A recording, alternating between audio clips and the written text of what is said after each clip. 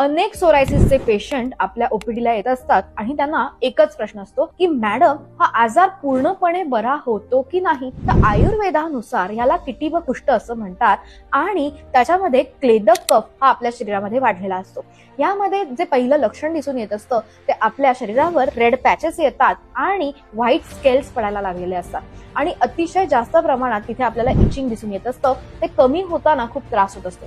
हा आजार असा आहे ना की एकदा पूर्ण औषधं घेऊन पूर्ण बरा होतो आणि जर आपला आहार विहार चुकला तर परत तो निर्माण होत असतो. पण ह्यावर आयुर्वेद हे अतिशय उत्तम गुण देत आहे आणि त्यामुळे हा आजार याची जी फ्रिक्वेन्सी आहे ती कमी होऊन परत परत होण्याचे जे काही चान्सेस आहेत ते सुद्धा कमी होत असतात. त्यासाठी एक साधा सोपा उपाय म्हणजे यष्टीमधू, चंदन आणि यशोद पुष्प यांचं एक लेप तयार करून तुम्हाला जिथे व्रण तयार झालेले आहेत किंवा तुम्हाला स्केल्स तयार झालेले असतील तिथे हा लेप लावणं गरजेचं आहे.